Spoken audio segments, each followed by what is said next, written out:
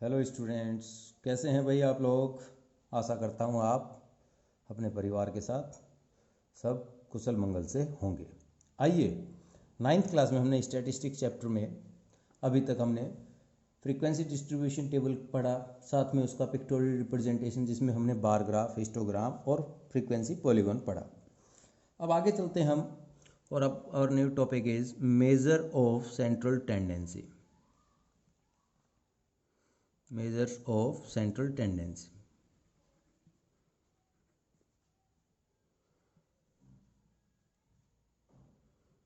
तो टॉपिक का नाम से ही पता लग रहा होगा मेजर, कि सेंट्रल टेंडेंसी को मापने के कितने क्या क्या तरीके हो सकते हैं।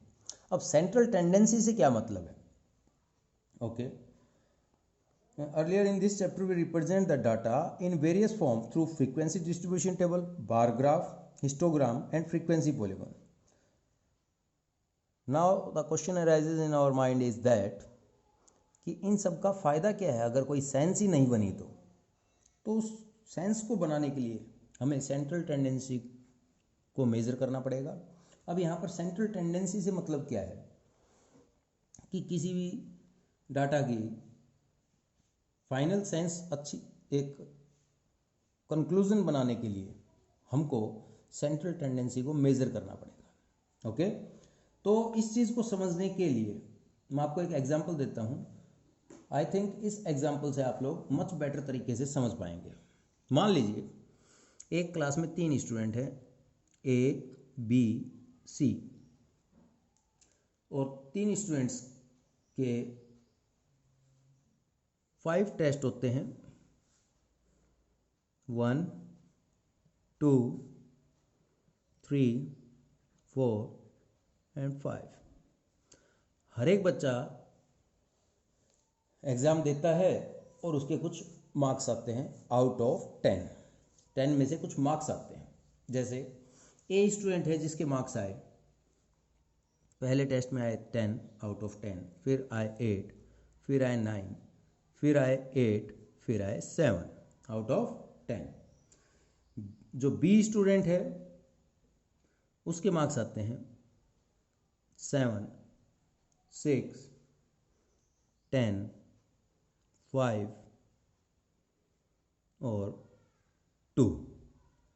और जो सी स्टूडेंट है, स्टूडेंट नेम इज सी, उसके मार्क्स आते हैं, मान लेते हैं 4, 10, 10, 10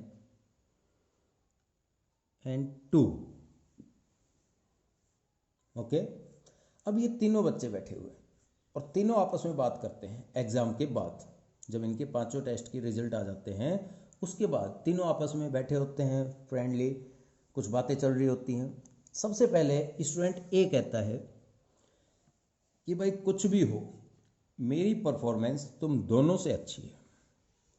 बी और सी सोचते हैं भाई इसके तो अच्छे मार्क्स आ रखे हैं तो इसकी परफॉर्मेंस अच्छी है इसलिए कह रहा है। मगर ए इसका रीज़न देता है, कहता है कि अगर तुम चेक करो तो मेरी एवरेज अच्छी आ रखी है। Average in the sense sum of observation upon number of observation. तो सर इसका सम आया 41 और इसके टेस्ट थे 5 और इसकी एवरेज आ रखी थी 8.4। तो बी और सी कहीं ना कहीं आप इनकी एवरेज निकालेंगे तो इनकी एवरेज ए के कंपैरिजन में कम आएगी। तो ए तो भाई इसके हिसाब से होशियार हो गया ए के अकॉर्डिंग। बी शांत बैठा हुआ है, सी शांत बैठा हुआ है। तभी सी कहता है ए ने अपने आप को अच्छा बताने के लिए किसकी हेल्प ली? एवरेज की। ओके, अब सी की बारी आती है। सी देखता है यार ए तो होशियार बन गया अपने मन में। वो कहता है भाई रुको, सबसे होशियार मैं हूं। ए और बी दोनों देखते हैं भाई तू कैसे होशियार है। वो कहता है तुम दोनों देख लो अपने अपने मार्क्स, क्या किसी के कभी भी 10 आउट ऑफ 10 आए? ये तो 2 टेस्ट में मेरी तबीयत थोड़ी खराब हो गई थी, वरना तुम्हारे कभी 3 बार 10 में से 10 आए। तो ए और बी भी चुप हो गए ये बात सुनकर कि यार बात तो सही है। तो इसने अपने आप को अच्छा बताने के लिए सेंट्रल टेंडेंसी की हेल्प ली? मोड। किसकी हेल्प ली? मोड की। Average means mean. ओके। और सी ने किसकी हेल्प ली? मोड की। अब बी मायूस बैठा हुआ है, बैठे बैठे अपने दोस्तों के साथ कहता भाई तुम दोनों रुको रे। ए और सी को कहता है तुम दोनों रुको, तुम यार डिप्रेशन में ले आए, मेरे को परेशान कर रखा है मेरे को। ए कहता है मैं होशियार हूँ, वो अपना बताता है लॉजिक एवरेज से। सी कहता है मैं होशियार हूँ, मैंने 3 बार 10 में से 10 लाया। ए और सी कहते हैं भाई तू क्या कहता है? कहता है रुको, एक बात बताओ, जो बीचों बीच थर्ड टेस्ट हुआ था उसमें तुम्हारे किसी के 10 आए? ए और सी सोचते हैं यार ये क्या कह रहा है, बी ने बात बिल्कुल सही कही अपनी जगह। कहता तुम बस मेरे को इतना बता दो, ये तो पहले 2 और आखिरी 2 में थोड़ा मैं ढीला पड़ गया पढ़ाई में, वरना बीच वाले टेस्ट में तुम बताओ मेरे को तुम्हारे किसी के आए 10? ए और सी भी चुप। तो इसने किसकी हेल्प ली अपने आप को ठीक बताने के लिए? मीडियन। ये है अपना टॉपिक। आई थिंक तीनों मेजर ऑफ सेंट्रल टेंडेंसी को आप अच्छी तरह समझ गए हैं। तो जरूरी नहीं है कोई फिक्स हो कि सर कभी भी सेंट्रल टेंडेंसी फाइंड आउट करने का कौन सा तरीका बेस्ट होगा। कुछ केस में मीन लिया जाएगा, कुछ में मीडियन, कुछ में मोड। आइए यहीं से एक बार हम मीन, मीडियन, मोड तीनों की डेफिनेशन देखते हैं। कहते हैं कि मीन क्या होता है? मीन ऑफ ए नंबर और of observation, sum of value of observation divided by total number of observation. Mean क्या होता है? Sum of observations divided by total observations. Okay. फिर बात आती है सर मीडियन क्या होता है? Median is the value of observation which divide it into exactly 2 part.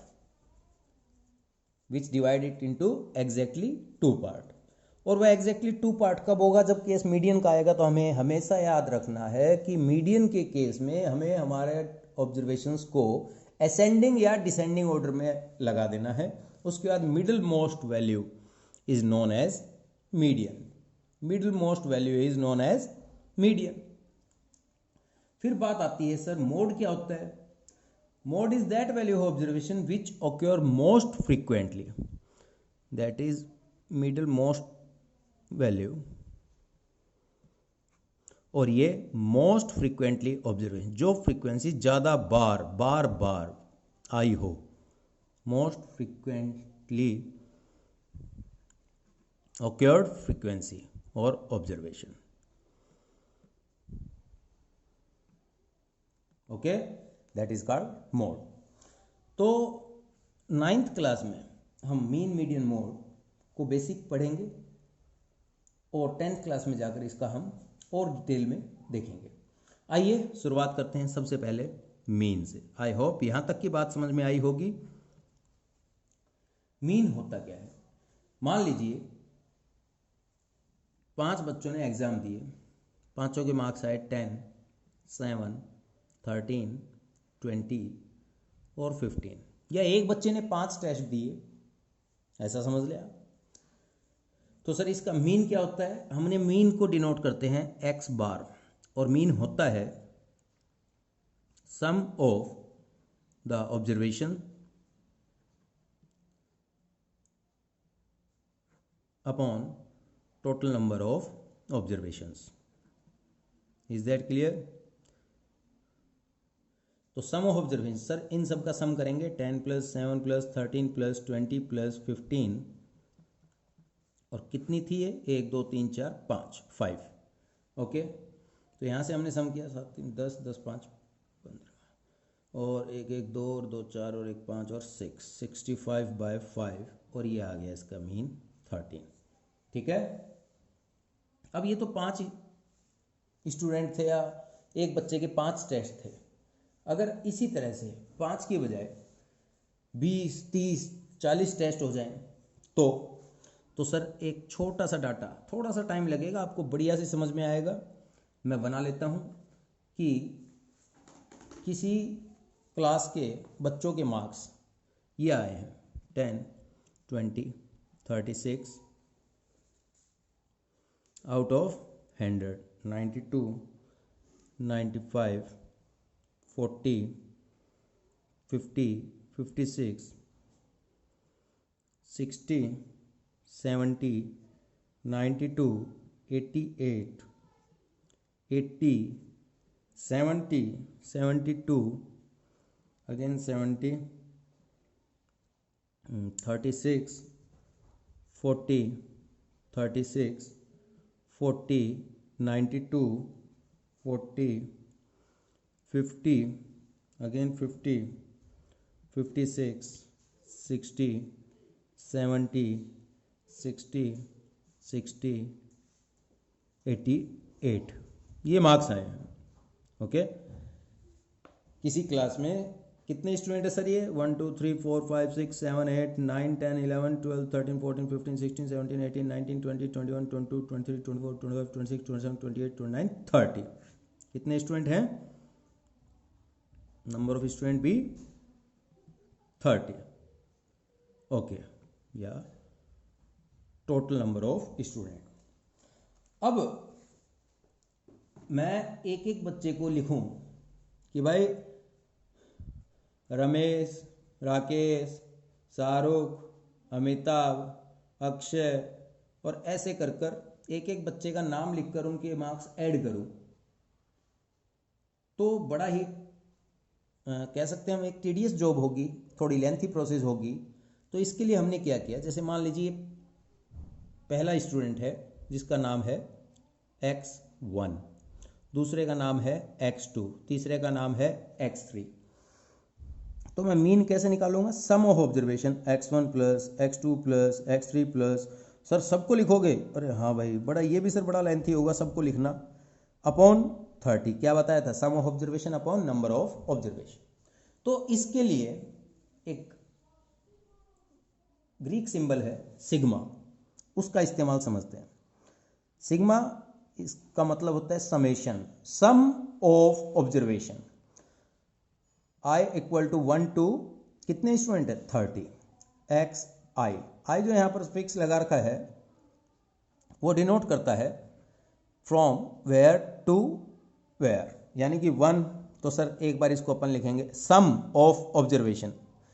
x पहले 1 से शुरू करते हैं, फिर सम, फिर 1 की जगह 2 रखते हैं, और कब तक चलेंगे? 30 तक। i टेंड्स टू 1 टू 30, ये हो गया समेशन। और अगर मैं इसको डिवाइड कर दूं n से, तो ये होगा मीन, डिवाइड कर दें n is the total number of observation. ठीक है, तो मैं इन स्टूडेंट्स के मार्क्स को एक साथ ऐड करता हूं, तो मेरे को पता लगता है कि ऐड करने के बाद, मैं रफ में कर चुका हूं, आप लोग एक बार कर लें। ऐड करने के बाद हमें पता लगा इसका सम आया सर 1779/30। ओके, तो बजाय ये लिखने के हम समेशन लिख देते हैं, तो जो ये प्रोसेस है ये काफ़ी लेंथी हो जाती है। उसको शॉर्ट करने के लिए हमने एक ग्रीक वर्ड इस्तेमाल किया सिग्मा, जिसका मतलब है summation, sum of observation, where i tends to 1 to 30 with respective sum sign. Okay, तो इसको सॉल्व आउट किया और यह आया हमारे पास 59.3। यहाँ से आ गया हमारे पास मीन। ओके, अब आगे इसी में और चलते हैं कि सर ये भी तो एक लेंथी प्रोसेस थी इतने सारे बच्चों को लिखने की। तो हम इसी डाटा का फ्रीक्वेंसी डिस्ट्रीब्यूशन टेबल बनाते हैं, और फ्रीक्वेंसी डिस्ट्रीब्यूशन टेबल बनाने के लिए हम देखते हैं कि किस तरह से ये डाटा भी हमारे पास कुछ, इस डाटा से भी हम कुछ इजीली फ्रीक्वेंसी डिस्ट्रीब्यूशन टेबल से मीन फाइंड आउट कैसे करेंगे। ठीक है, तो जैसे आपने देख लिया कि सर मार्क्स आए हैं, एक्स आई मान लेते हैं ये।